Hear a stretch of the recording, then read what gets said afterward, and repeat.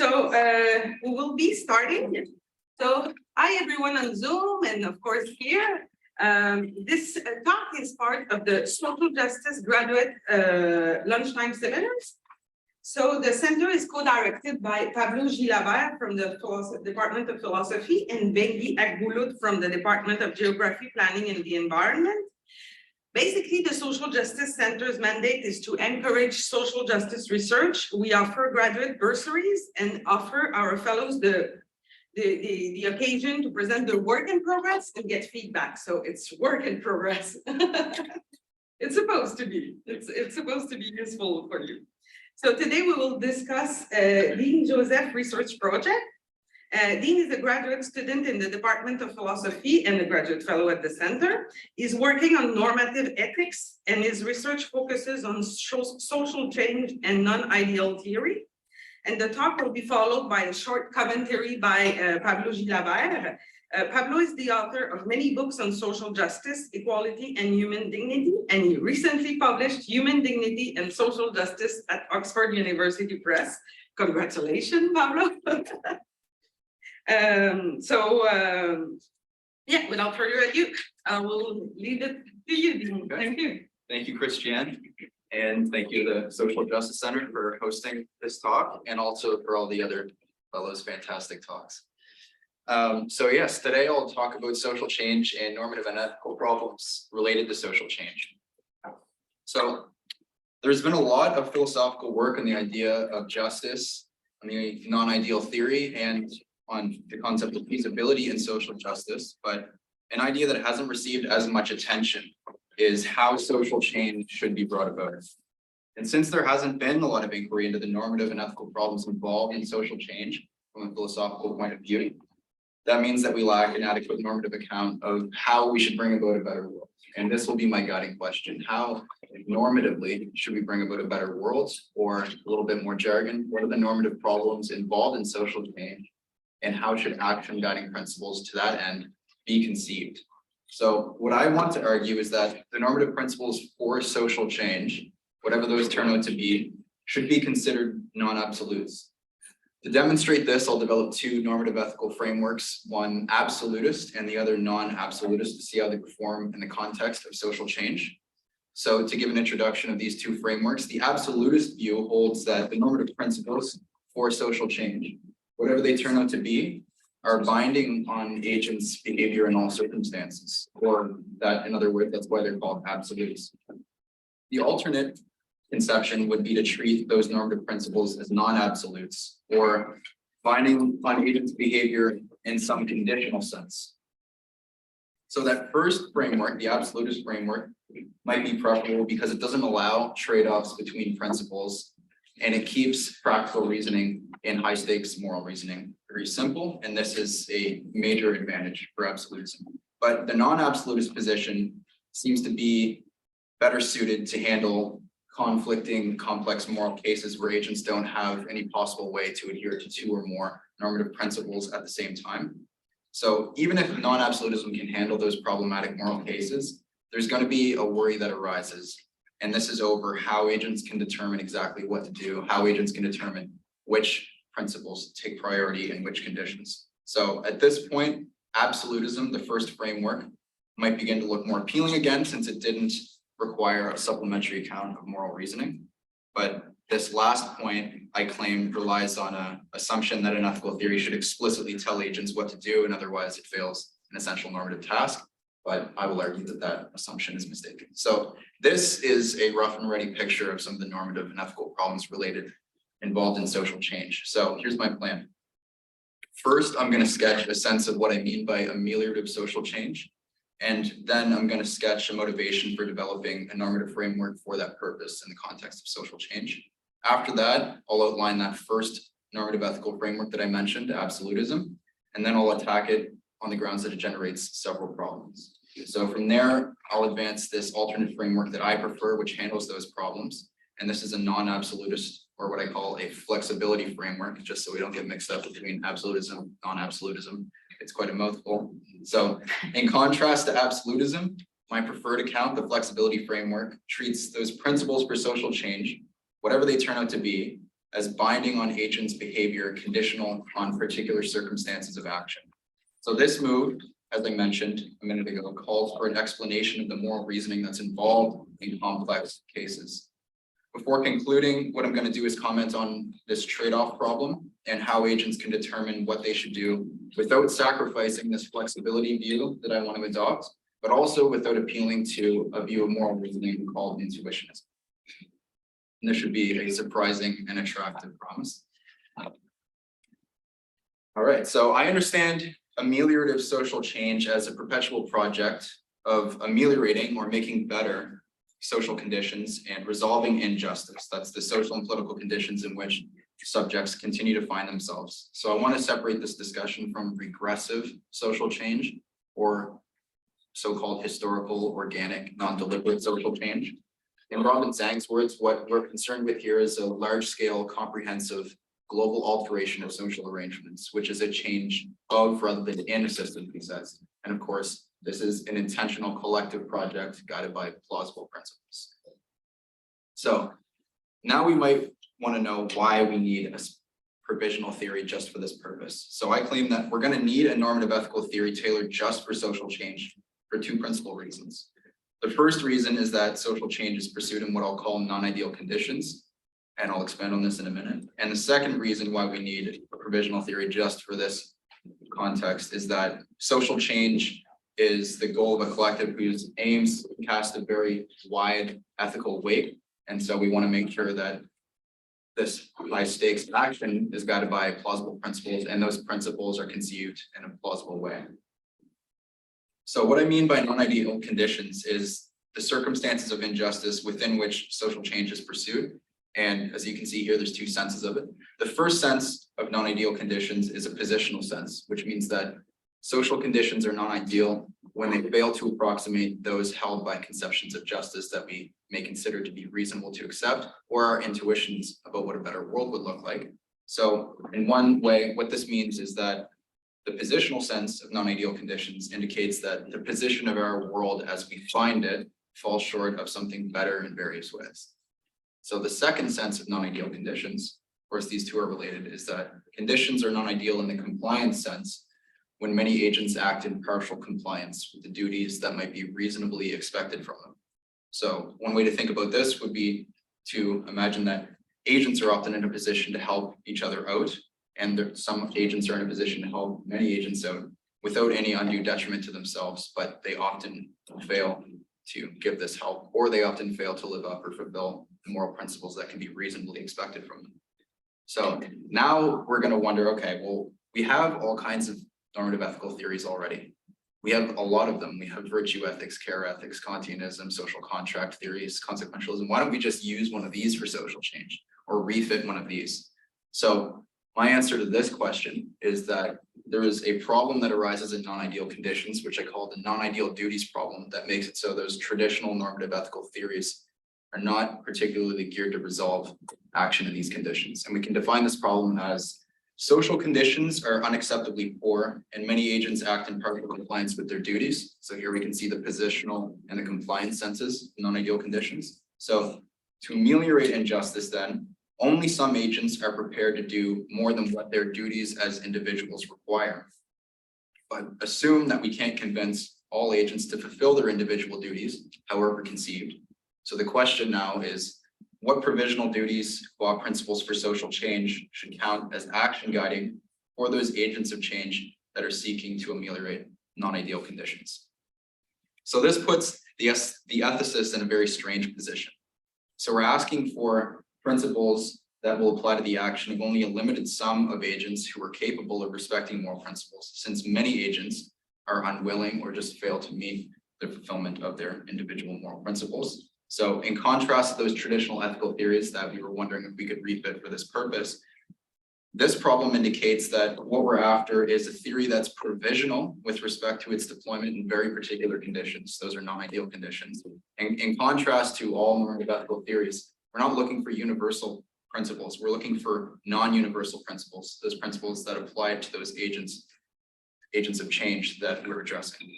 So what we're searching for is action guidance in conditions where to bring about a better world, this lack of moral motivation makes all those traditional theories fall flat on social change.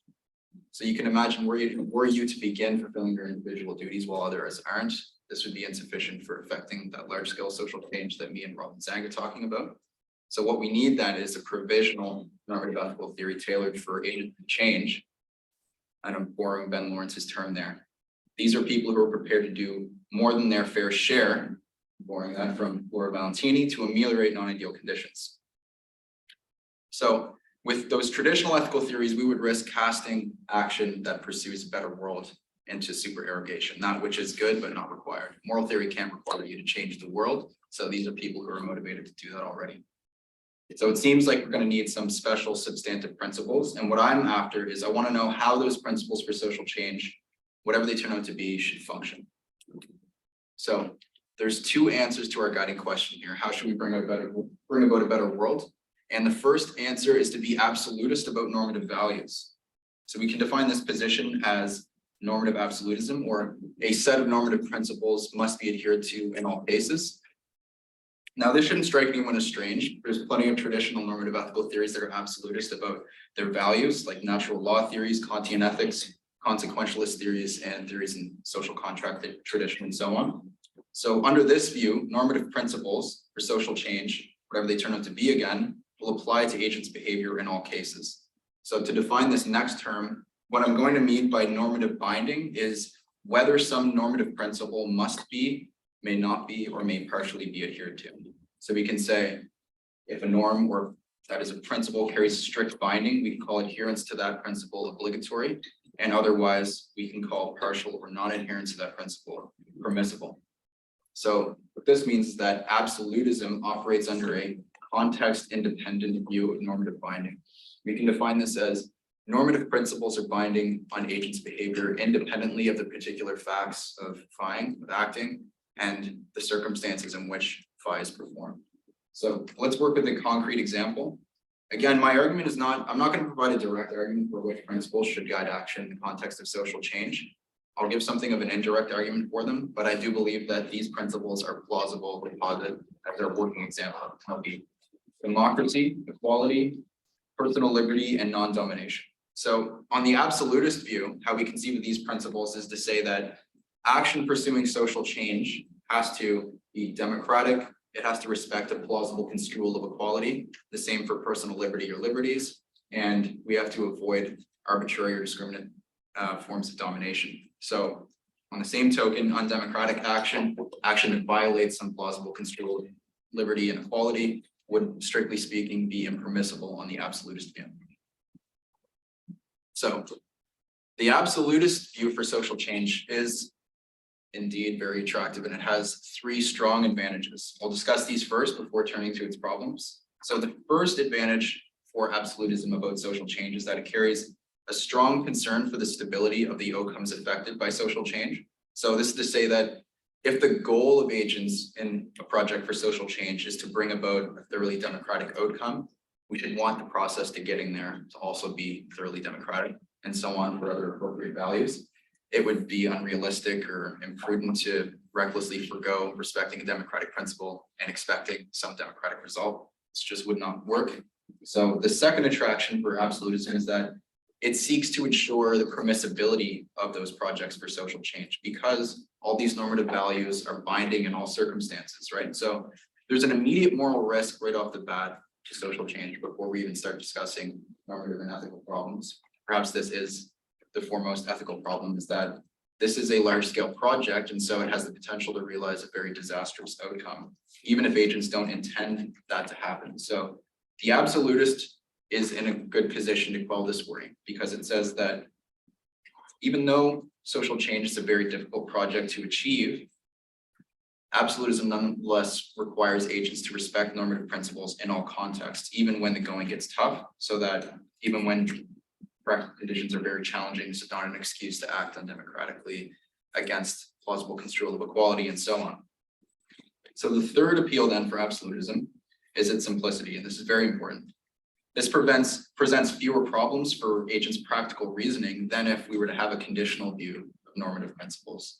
So absolutism here keeps the conceptual network simple. It says, if you want to pursue social change, there's going to be principles that apply to your behavior. And no matter what happens in practical conditions, these principles require your strict adherence in all cases. So you don't need to do any reasoning about trade-offs, or you don't have to apply some free-floating moral principles to practical conditions and wonder what you're supposed to do. So this makes everything very simple for practical reasoning. It also coheres well with an expectation that we might hold ethical theories too, that we might expect normative ethical theories to actually tell agents explicitly what to do.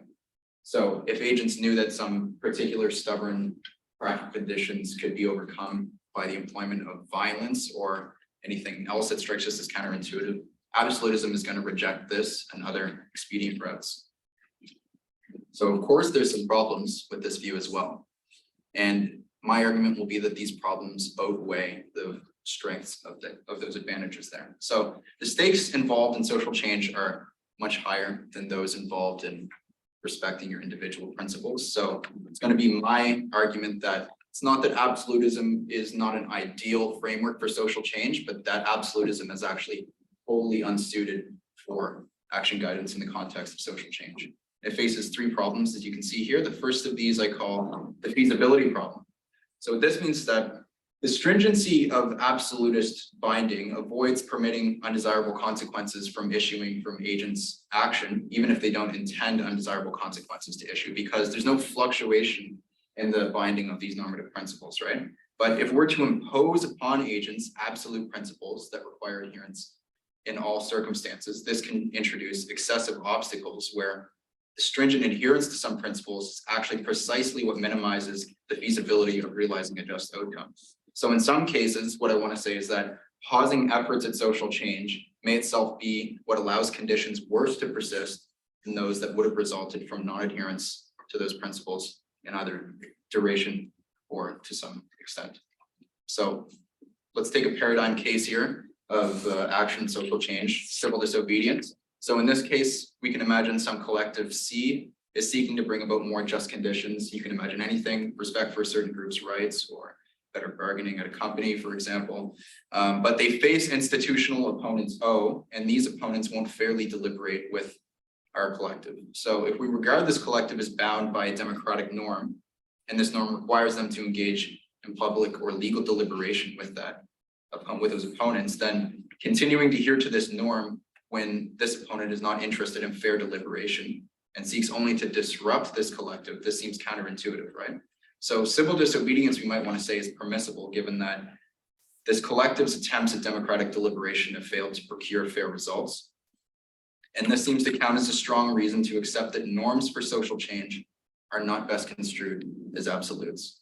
So I want to take the binding of a democratic or deliberative norm in this context to be conditional. And I want to say that if this norm can be conceived as conditional, then we should say that all norms for social change, now this is moving to a stronger position, so I'll have to provide an argument for this. All these norms for social change should constrict or loosen due to particular circumstances of action. So the second problem for absolutism is what I call the inaccessibility problem.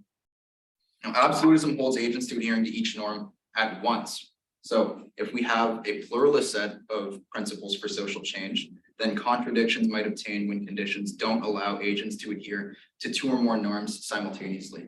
Now, I do assume that a set of principles for action towards social change will have to be pluralist because of the complex social and political conditions of our world and to address the world as it is. For example, if we were to be guided by a democratic norm in social change, then at some point this would come apart. We would have some conflicts between democracy and equal representation, or between democracy and liberty, for example. So these norms, even if they were just to be one in complex circumstances, would have to split into a pluralist set. So assume that a fair distribution of access to resources is a plausible characteristic of a better social world. So if this goal seems just to you, then it also seems that given the principles we posited above, personal liberty can't consistently be adhered to towards this goal. And actually a commitment to a democratic norm might be troubled as well. But we can imagine resource redistribution entailing a just outcome where all of these principles, equality, personal liberty, democracy, and non-domination, are more thoroughly fulfilled in the resulting conditions, despite a loosening in the normative binding of these principles on the way to getting there. But this goal is inaccessible under absolutism because The absolutist framework holds in all cases that pursuing social change be halted when any goals entail normative conflicts. So it seems then that there are some outcomes of social change that are inaccessible to agents altogether under absolutism, but those very outcomes are entailed by a plausible conception of what a better or just social world would look like. So you might have already noticed from this second problem, the third problem, which is a more familiar case of conflicting duties. So this means that in the redistribution case, agents are motivated to realize a fair distribution of resources, and they're committed to this set of norms that we posited for our example. But realizing this goal creates a conflict between some of our principles. On the one hand, we have democracy, non-domination, and equality, but we have a conflict between those and personal liberty on the other. So here, a strict adherence with the personal liberty principle, allowing even grossly unfair distributions to persist, undermines the other three principles, especially equality, but unfair resource distribution itself seems to require action. Under an absolutist framework, inaction is required in these circumstances if people who have more than their fair share of resources are not sympathetic with a redistributive goal or with doing their fair share without undue personal detriment. So under absolutism, we're in a bind here. So even though the absolutist framework has these three appealing features at the top, these last three problems outweigh them and force us back onto the market for an alternate view. Luckily, I have an alternate view, and that is non-absolutism, or what I call the flexibility framework. So this is the second and last position that answers our guiding question: how should we bring about a better world?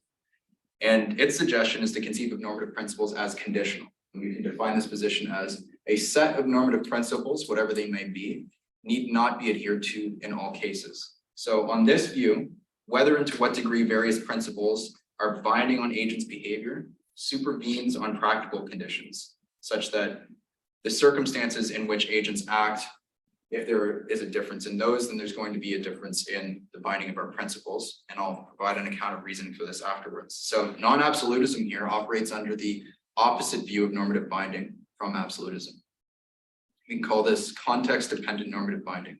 So the principles for social change are binding on agents' behavior conditionally with respect to the particular facts of FI and the circumstances in which FI is performed. So this modification here will avoid those first two problems mentioned for absolutism, feasibility problem and the inaccessibility problem. And what I want to argue is that we should adopt this present view. So the flexibility framework here treats our principles for social change. Again, we're working with democracy, equality, and so on, as non-absolutes. Rush Schaefer-Landau has a fantastic description of these kinds of norms. As you can see, I cite him in my definition of normative non-absolutism. He calls these excellent, non-absolute, permanent reasons for agents to act. So we've already seen two examples of permissibility depending on facts particular to certain circumstances with civil disobedience case and the redistribution case. So now I want to show how non-absolutism directly performs for the task of social change. So what separates this flexibility framework from the first position is that the principles on this view are conditionals. So we should consider this a significant strength over the former account. And I want to show that it solves the first two problems. So let's return to the feasibility problem first and consider a paradigm case again, civil disobedience. So it might be argued that civil disobedience does not necessarily require non or partial adherence to principles for social change. Of course, this depends on what those principles turn out to be, but depending also on the circumstances in which civil disobedience is practiced, there might not actually be any conflicts in adhering to our four norms at all. So the absolutist might say, okay, well, why do we need a conditional view? I think that we should stipulate that even in cases where a set of principles can be adhered to unproblematically, we can hold nonetheless that those principles were conditionals, only that it's very fortunate that conditions didn't present themselves such that those principles, some of them couldn't be adhered to. So this is to say that non-absolutism, or this flexibility view, is not going to render messy a project for social change that is going well. What we should want is our normative framework to be sufficient for accounting for problematic cases should they arise, even if they don't arise. So we have the flexibility there at our disposal if we need it. So the critical point here is that this flexibility view doesn't reduce the feasibility of goals for social change below an acceptable threshold. So on that absolutist view, the threshold for impermissible action was raised all the way up to any endeavor that fell short of strict adherence with each principle. But as we saw, this excessively reduces the feasibility of just goals, and it renders others inaccessible altogether. So the flexibility view retains a view of impermissible and permissible action, but it does not set the bar so high as strict adherence with all norms. Instead, this is why it's called the flexibility framework. Agents have the flexibility to look to the facts particular to the circumstances in which they act to determine which principles require adherence, what conduct is required of them. Nonetheless, with those principles counting as excellent, defeasible, permanent reasons for action. So in the case of civil disobedience, as with union striking, for example, the additional fact that a collective is dealing with bad faith opponents, this plausibly provides a sufficient reason for partial adherence to democratic, deliberative, or other norms. So now let's revisit the inaccessibility problem. So the pursuit of redistribution posed a conflict in our normative set. Namely, we had equality and liberty in conflict. So a normative framework can't ensure that any goals for social change be realized, but it's my position that it doesn't need to be the case that the feasibility of reaching those goals is normatively hindered. So the absolutist position rendered this redistributive goal inaccessible, since achieving that goal or pursuing it produced a conflict in our normative principles. But we want the success of social change, of realizing just goals, insofar as those goals are just, to be decided on the scale of feasibility. That is the degree to which things can be achieved. We don't want whether or not these things are achieved to be decided on the scale of accessibility, whether or not things can be achieved. So if agents fail to bring about a just goal because that goal was normatively inaccessible under their view of principles, then it's clear from this example that our normative framework is a hand in preventing social change. So in the case of civil disobedience or with union striking, a collective might fail to bring about their goals, but on this flexibility view, those goals were in principle accessible whether or not they were realized. So now we can see the flexibility framework seems to handle these two problems, but we haven't yet discussed that third problem, conflicting duties. If principles are conditional, then we're going to want to ask which ones take priority in which circumstances and how agents can determine this. So this calls for an account of collective moral reasoning. So the question here is still open whether this non-absolutist flexibility view is in a better position to handle these complex cases of conflicting duties or other similar moral problems. So there's three guiding questions for this section, and I'll quickly pose my answers to them. The first question is, do principles for social change carry priority rankings? Which is to say, is equality supposed to be weighed more heavily than democracy, liberty more so than non-domination, and so on? Second question is, does an ethical theory help in practical guidance in difficult moral cases? And the third question is, how can agents actually know what to do? So in typical philosophical fashion, I'm going to pose another question first before I answer those ones. And I'm going to give my answer to that straightforwardly. So I don't believe that it's possible to formulate a trade-off rule or a rule for what agents should do in particular complex cases. And that should answer this other question that will guide our answers to those three. That question is, what about a rule for what agents should do in advance? Can we have an ethical rule that agents can use before they enter non-ideal conditions of social change? What I'm going to do is I'm going to formulate the limitation instead of the rule. And I call this normative uncodifiability, which I'm getting from John McDowell. We can define this as, in reasoning what to do, agents can't determine a general ranking of the relevant concerns to be weighed in particular cases in advance. So this means that a determination of what agents should do regarding those concerns that haven't obtained yet can't be made explicit in advance of all cases. So accepting this normative uncodifiability doesn't mean that the appropriate moral decisions for what to do in social change can't be made explicit at all. What it means is that what agents should do regarding adherence to specific general principles in particular circumstances, or in all of them, is not something that agents can determine explicitly and in advance. So to find some footing here, let me give you my quick answers to A, B, and C, and then we'll go through them in full. Against A, I will assume no priority rankings for the principles for social change, and I'll also show that even if we were to have general priority rankings, this would not trouble context-independent normative binding, or context-dependent normative binding, sorry. To the second question, what we want to know, we want to clarify this, is whether the appropriate moral decisions are prescribed explicitly by an ethical theory in the context of social change. We can call that a theoretic view of moral reasoning. Or what we want to know is, are these moral decisions decided by agents with respect to other implicit principles? And this would be a non-theoretic view. I go with the non-theoretic view. And for C, in asking if what agents should do in social change can be made explicit, we shouldn't be asking whether, of course it can, we should be asking when it can, and I will show when it can. So let's deal with A first. So the question here is democracy to be weighed more heavily than equality or so on, context independently? And does this force us back into absolutism? So the thrust of this flexibility view is that if a just goal requires partial or non-adherence to various norms in degree or duration, then a collective is not in principle prevented from realizing that goal on normative grounds. So in civil disobedience and union striking cases, the fact that a collective is dealing with a bad faith opponent bears in the binding of a deliberative norm. And so too in the redistribution cases, the binding of a liberty or an entitlement principle may loosen due to the particular circumstances of those goals and the action pursued. So it seems that there are at least some cases where one or other principles can plausibly take priority over others, even if we do have a general rank.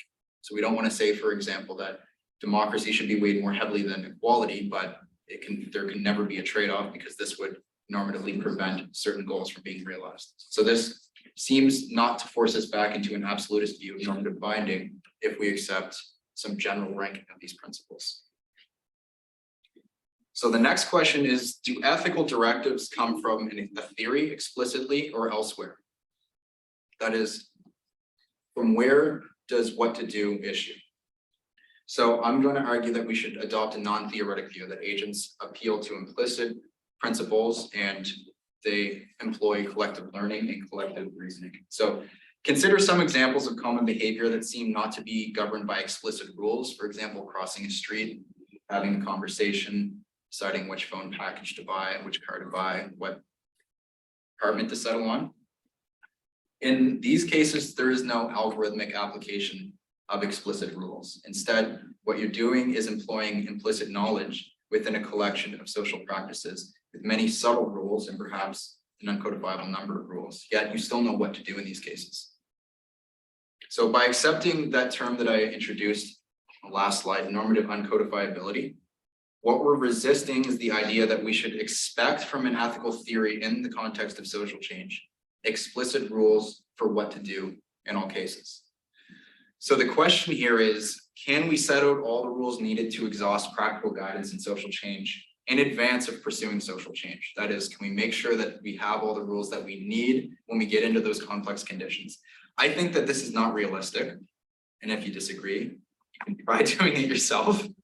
So if rules for determining what to do were suggested and we were to say, okay, well, we got these general rules and we're going to go through an imaginative social change in our head and see where these rules do or do not apply, we're going to come up with some counterexamples, even if those counterexamples don't obtain in practical conditions. So if we were to suggest rules and then we come to find out that these rules can't apply in all cases, then we seem to have still fallen short of finding all those context-independent rules in advance that are needed to guide social change.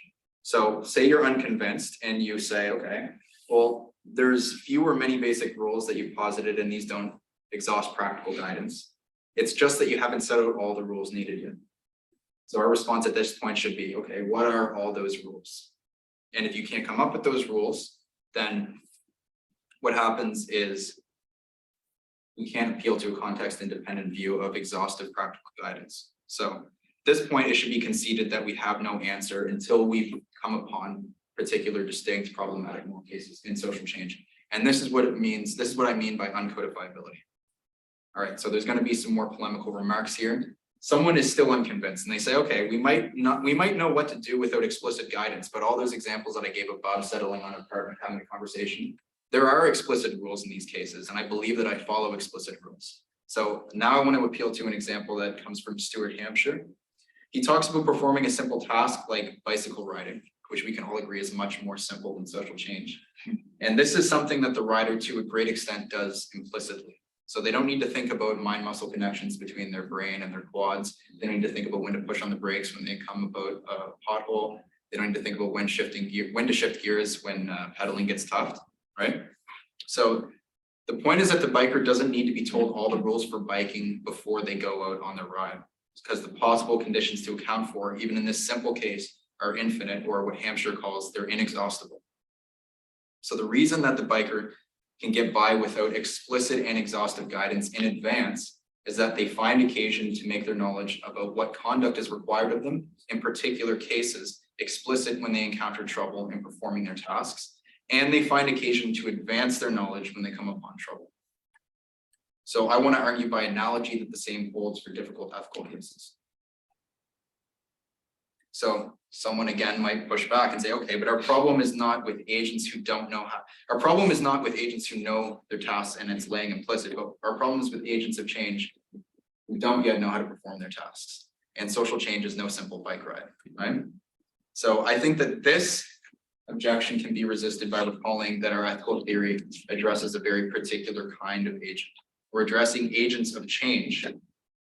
And these agents are defined by their pursuit of more just conditions and their recognition of existing forms of injustice. So these agents are well acquainted with moral know-how by their commitment to plausible principles for social change. And these agents are also forced into positions by the nature of non-ideal conditions to learn what to do. And here I quote Elizabeth Anderson, these agents are forced into positions to learn to define and discern problems of public interest and experiment with solutions to these problems. So when agents of change and social change come upon moral problems, what they need to do is turn to each other to deliberate democratically and experiment to determine what to do and determine what conduct is required of them. So to be completely honest, we're not guaranteeing success in social change, but the expectation that an ethical theory in non-ideal conditions should set out explicit rules for what to do in advance, I think is unrealistic. So now we're at the final question. And this is, what practical tasks then should our ethical theory handle in social change? And how can agents reason with theoretical help? Because we adopted that non-theoretic view. So here I'm going to be pulling from David McNaughton, and he outlines at least 3 tasks that ethical theories are usually held to. The first of these, he says that we usually expect ethical theories to impose order on agents' moral thought. This is so that we have principles and we know their applications. We know when these principles apply in which circumstances, right? We need systematicity, otherwise what good is our ethical theory? So the second task that ethical theories are usually held to is to fulfill a justificatory role. That's to provide grounding for moral rules, whatever those rules turn out to be, and also to give us a justificatory framework for our actions, so that if you act in one way, someone can say, why did you do that? You can say, well, Kantian, I don't lie. No. The third task is for an ethical theory to supply guidance in making difficult moral choices. And as you can see, these 3 are related. So we've clashed with some of these tasks at various points, so we should want to see how the flexibility view handles each of these, and let's deal with them directly. So to the first task.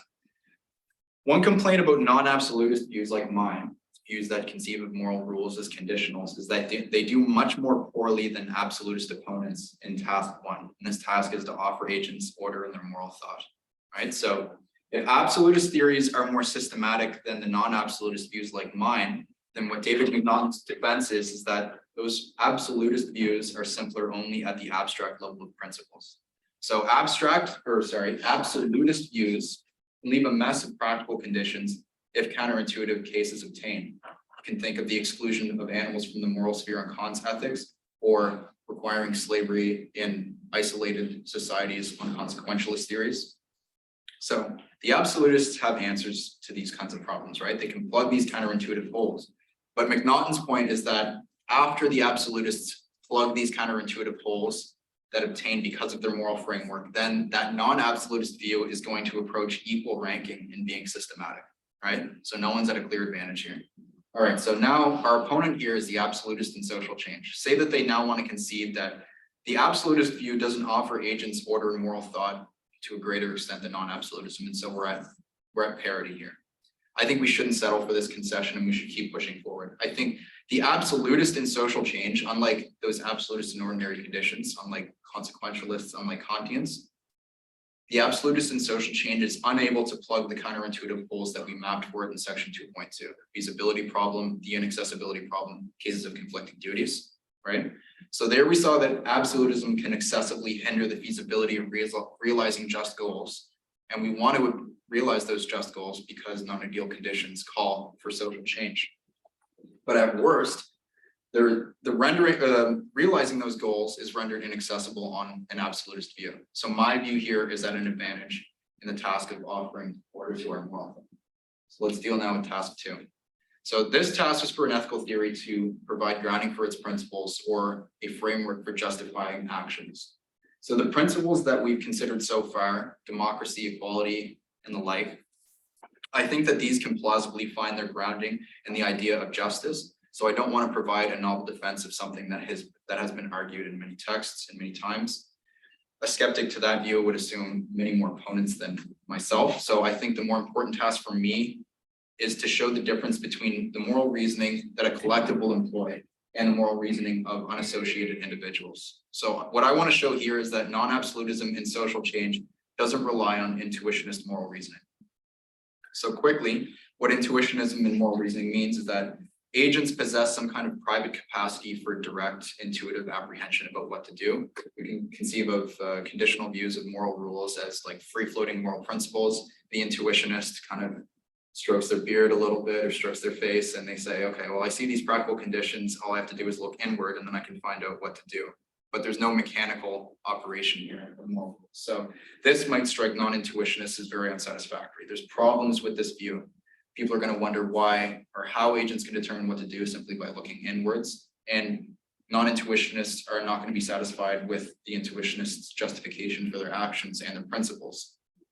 So we know we're not absolutists at this point.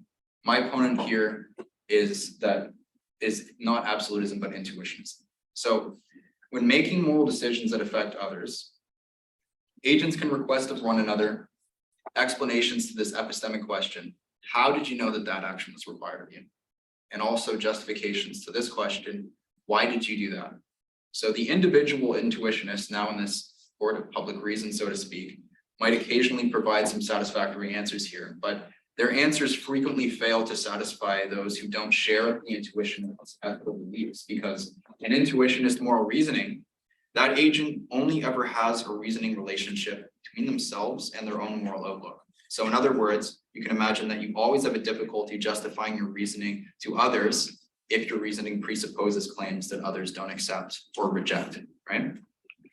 So things are different on the collective picture in social change. Here, agents are associated through a collective in deliberation, and those agents that they're in deliberation with all share a reasoning relationship with everyone else in that deliberative collective. And they share a reasoning relationship with all the associated moral outlooks, critically during moral reasoning, not afterwards. So the collective doesn't merely have other agents to explain to after making decisions and acting.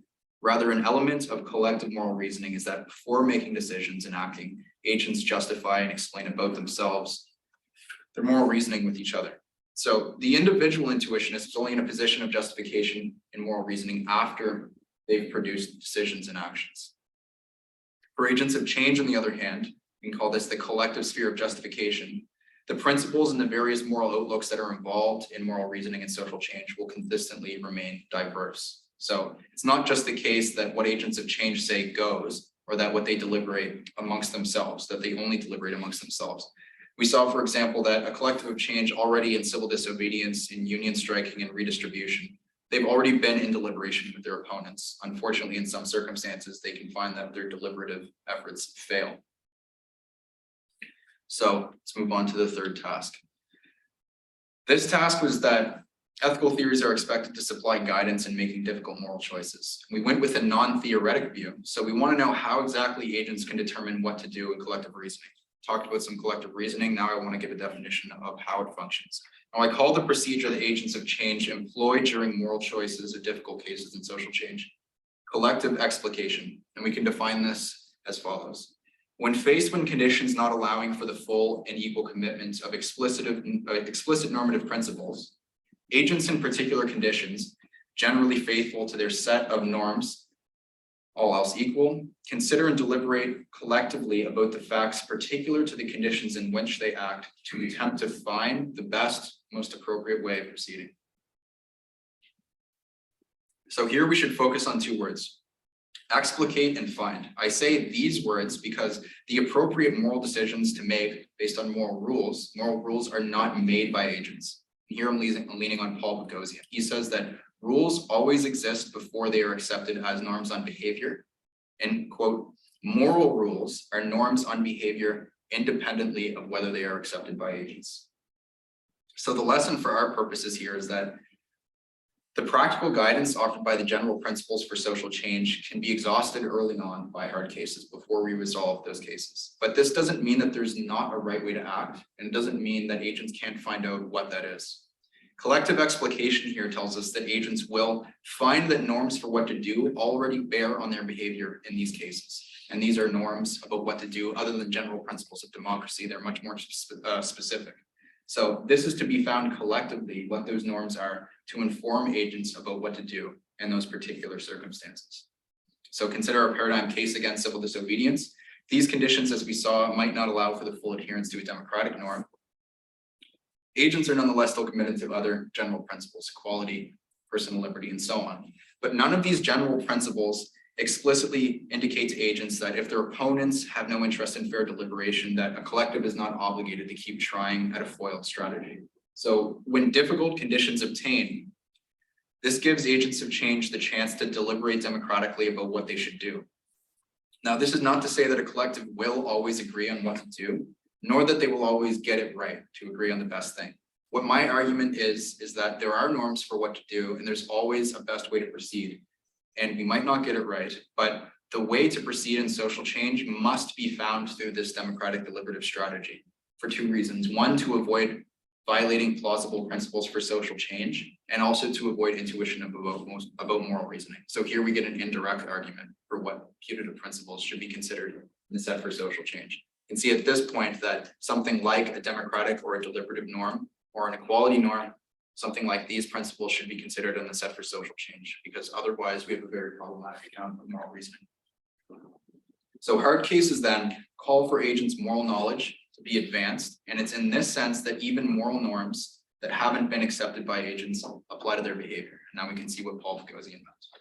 So to sum up this section, the possibility of explicitly formulating all the rules for what to do in difficult moral cases in advance of social change is unrealistic, or a few rules that should have extended applicability. So the upshot for this view, however, even if that seems pessimistic, is that by adopting a non-absolutist flexibility framework, the most appropriate ways of proceeding, and there will always be a most appropriate way of proceeding, can be found within those particular cases by agents of change, instead of them having to defer to absolute rules which remain indifferent to the demands of the conditions of the world as we find it. So on a normative framework, with a normative framework, we should surely handle the task of settling on a view of normative binding and a very broad scale view of practical reasoning or practical guidance, such as in eschewing violent or undemocratic behavior. There, of course, will be brute impasses to moral progress and social change. By adopting this flexibility framework, what we're doing is anticipating the general complexity of practical conditions, the particulars of which cannot always be anticipated. That's uncodifiability.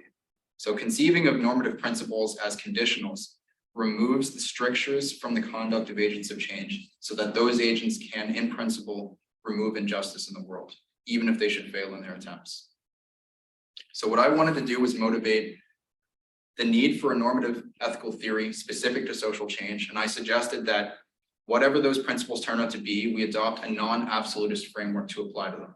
So we reviewed various cases where agents don't need to look to an abstract theory for guidance, but to among those with whom they cooperate. And this strategy is our indirect argument, which in fact requires agents to be guided by plausible principles like democracy, equality, deliberation, and so on. We often find these principles, I think, in our hopes for better worlds. So the point that I hope to have made is this: what to do in social change is not always to be found in advance, but within particular circumstances through agreement with each other. We realize, for instance, that happening upon a steep hill where biking requires a climb that we haven't foreseen and we haven't rehearsed, yet we still know what is required of us.